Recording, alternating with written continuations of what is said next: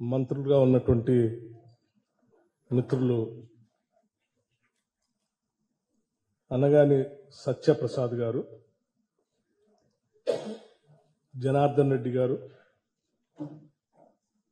దుర్గేష్ గారు, అట్లాగే తెలంగాణ రాష్ట్ర మంత్రివర్యులు దుద్దిళ్ల శ్రీధర్ బాబు గారు, పొన్నం ప్రభాకర్ గారు, మా ప్రోటోకాల్ చైర్మన్ హరకర వేణుగోపాల్ గారు, మీ అందరికీ ఎదురు చూస్తున్నటువంటి సమావేశ సంబంధించినటువంటి నిర్ణయాల్ని ఉమ్మడిగా తెలియజేయటం కోసమే నేరుగా ఈరోజు ఇప్పుడు మీ ముందు కూర్చున్నాం. ఆంధ్రప్రదేశ్ ముఖ్యమంత్రి వర్యులు శ్రీ నారా చంద్రబాబు నాయుడు గారు, తెలంగాణ రాష్ట్ర ముఖ్యమంత్రి వర్యులు శ్రీ రేవంత్ రెడ్డి గారు, ఇరు రాష్ట్రాలకు సంబంధించిన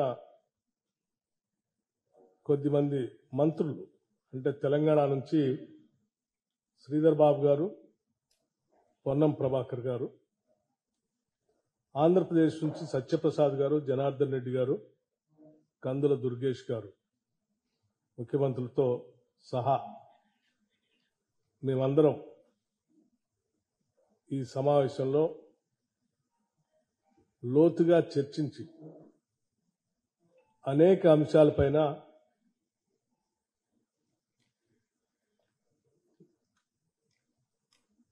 చర్చలు జరిగాయని చెప్పడానికి సంతోషిస్తా ఉన్నాం. ఆంధ్రప్రదేశ్ రాష్ట్ర విభజనకు సంబంధించి విభజన ద్వారా తెలంగాణ రాష్ట్ర ప్రయోజనాలు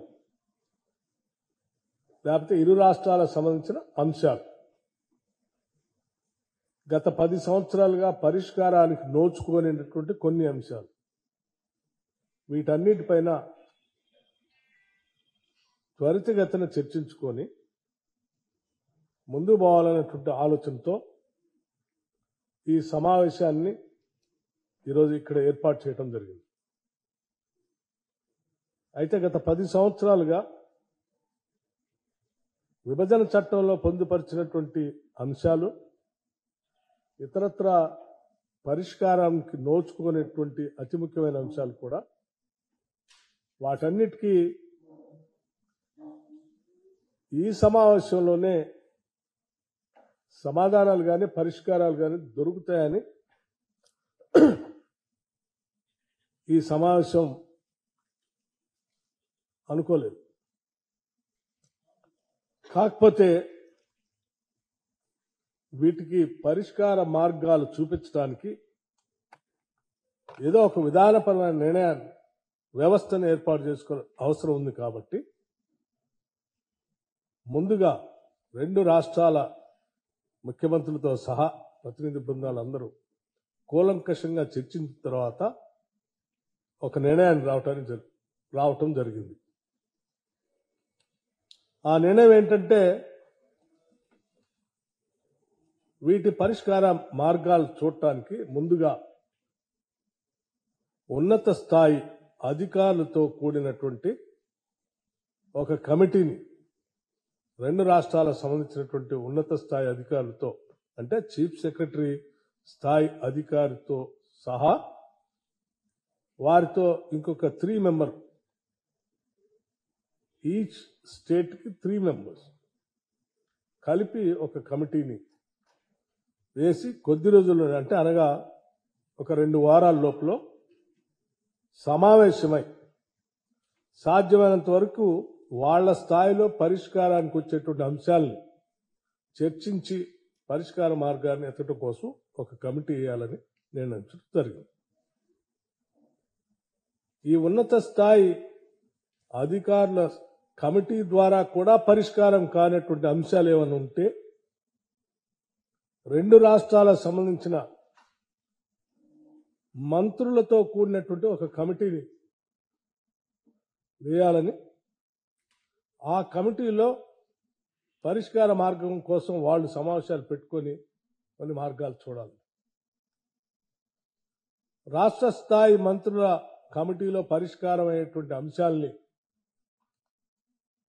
ఇరు రాష్ట్రాలకు సంబంధించినటువంటి ముఖ్యమంత్రి స్థాయిలో అంగీకరించడం, ఒకవేళ అక్కడ కూడా పరిష్కారం కానటువంటి మార్గాలు ఏమైనా ఉంటే, ఆ అంశాలు ఉంటే మళ్ళీ రాష్ట్ర స్థాయిలో ముఖ్యమంత్రుల స్థాయిలో సమావేశాన్ని ఏర్పాటు చేసుకొని పరిష్కార మార్గం కనుగొనడం కోసం ప్రయత్నం చేయాలి. అంటే ఒకటి ఉన్నత స్థాయి అధికారుల కమిటీ, ఆ తర్వాత మంత్రిమండలి సంబంధించినటువంటి కమిటీ, ఆ తర్వాత ముఖ్యమంత్రుల స్థాయిలో నిర్ణయాలకు సంబంధించి సమావేశాలు ఏర్పాటు చేసుకోవాలని ప్రాథమికంగా ఈనాటి సమావేశంలో తీసుకున్నటువంటి నిర్ణయం. అలాగే ఇంకొక అతి ముఖ్యమైనటువంటి నిర్ణయం కూడా తీసుకోవటం జరిగింది. తెలంగాణ రాష్ట్ర ప్రభుత్వం ప్రతిష్టాత్మకంగా తీసుకున్నటువంటి యాంటీ నార్కోటిక్స్ అంటే డ్రగ్ ఫ్రీ రాష్ట్రంగా ఈ రాష్ట్రాన్ని తీర్చిదిద్దటం కోసం ఒక ప్రత్యేకమైనటువంటి డ్రైవ్ తీసుకుంది. అడిషనల్ డీజీ స్థాయి అధికారిని నియమించి ఒక పెద్ద వ్యవస్థను ఏర్పాటు చేసి డ్రగ్స్ వ్యతిరేకంగా కఠినమైన నిర్ణయాలు తీసుకునేటట్టుగా ఒక కార్యాచరణ ప్రణాళిక తీసుకొని ముందుకు పోతా ఉన్నాం. దాంతోపాటు సైబర్ క్రైమ్స్ సంబంధించి కూడా సామాన్య ప్రజలు చాలా ఇబ్బంది పడతా ఉన్నారు. ఈ సైబర్ క్రైమ్స్ నుంచి కూడా, ఈ డ్రగ్స్ నుంచి కూడా రాష్ట్రాన్ని కాపాడాలనే ఉద్దేశంతో ముందుకు తీసుకొని పోతున్నటువంటి ఈ ప్రక్రియలో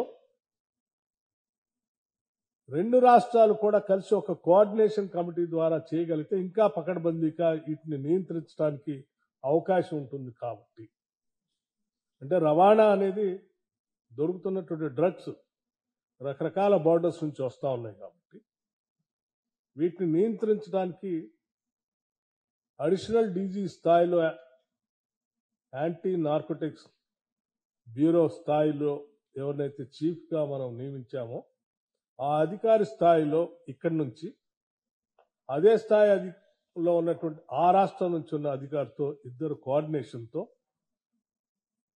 ఈ అంశాలపైన పెద్ద ఎత్తున యుద్ధం చేసి ఈ ప్రమాదం నుంచి, మహమ్మారి నుంచి రెండు రాష్ట్రాలని కాపాడుకోవటం కోసం ముందుకు పోవాలని ఒక విధానపరమైన నిర్ణయం కూడా చేయటం జరిగింది. ఇవి ఈనాటి సమావేశానికి సంబంధించిన ముఖ్యమైన నిర్ణయాలు. అందరికీ నమస్కారం. పెద్దలు పట్టి విక్రమార్క గారికి, పెద్దలు శ్రీధర్ బాబు గారికి, పెద్దలు పొన్నం ప్రభాకర్ గారికి,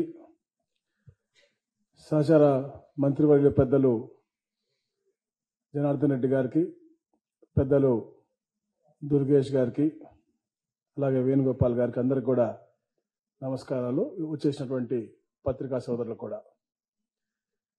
ఈరోజు తెలుగు జాతి అంతా కూడా హర్షించే ఒక మంచి రోజు.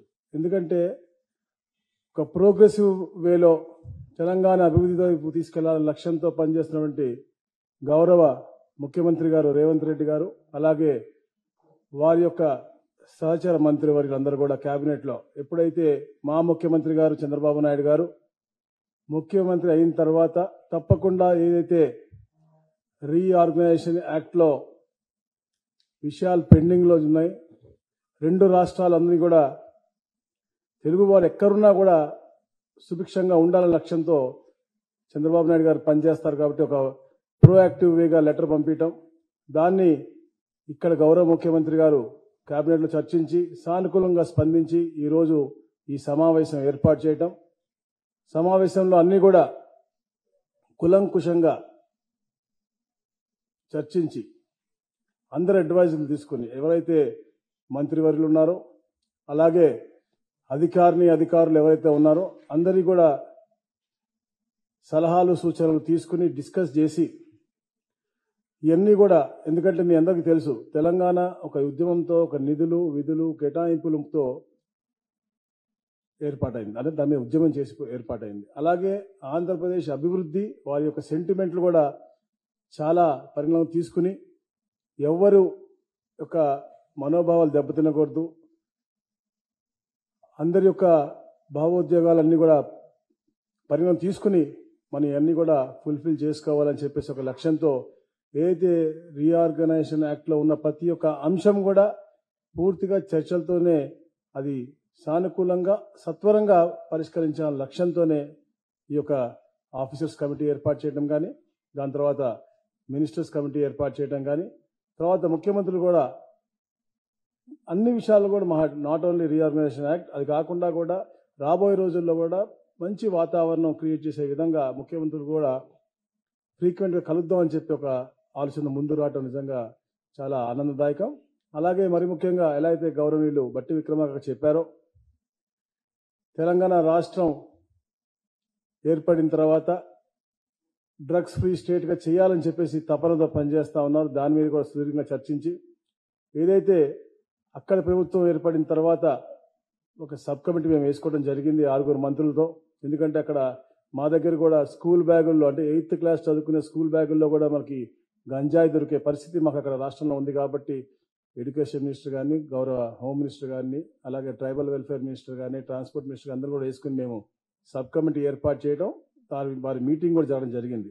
సో అక్కడ ఉన్నటువంటి ఈ యొక్క డ్రగ్ కల్చర్ని ఇక్కడ ఉన్నటువంటి డ్రగ్ కల్చర్కి లింక్ ఉంది. ఎందుకంటే అక్కడ ఉత్పత్తి అయ్యి ఇక్కడికి ఎక్కువగా వస్తుందని చెప్పేసి ఇక్కడ ముఖ్యమంత్రి గారు చాలా కన్సర్న్గా ఉన్నారు. కాబట్టి ఒక జాయింట్గా ఒక 2 అధికారులను అడిషనల్ డీజీపీ స్థాయి అధికారులను వేయటం డ్రగ్స్ని పూర్తిగా అరికట్టి తెలుగు జాతిని కాపాడని లక్ష్యంతో అది కూడా చేయడం జరిగింది. ఇవన్నీ కూడా రాబోయే రోజులు అంటే ఒక టైం లైన్ పెట్టుకున్నాం. 2 వారాల్లో తప్పకుండా ఇరు ముఖ్యమంత్రులు కూడా హర్షించే విధంగా ఏదైతే ఈ రోజు సూచనలు ఇచ్చారో మంత్రివర్యులందరూ కూడా ఇవన్నీ కూడా తీసుకుని వెళ్ళి ఆఫీసర్స్ అందరూ కూడా కూర్చుని సిఎస్ గారు కాకుండా ముగ్గురు అధికారులు ఉండి ఒక మంచి స్టెప్ అంటే వే ఫార్వర్డ్ వెళ్ళే విధి విధానాలతో పాటు ఒక మంచి ఇదిగో తీసుకొస్తారు. తప్పకుండా తెలుగు రాష్ట్రంలో ఉన్న ప్రతి ఒక్కరు కూడా హర్షించే విధంగా ఈ యొక్క రీఆర్గనైజేషన్ యాక్ట్లో ఉన్నటువంటి అన్ని అంశాలు కూడా ఇంప్లిమెంట్ చేయడానికి పూర్తిగా ఈ కమిటీస్ కూడా చేస్తాయి. అలాగే వచ్చినటువంటి అన్ని అంశాలు కూడా మళ్ళా మేము చర్చించిన తర్వాత తమతో మేము అందరం కూడా మాట్లాడతాం. Thank you.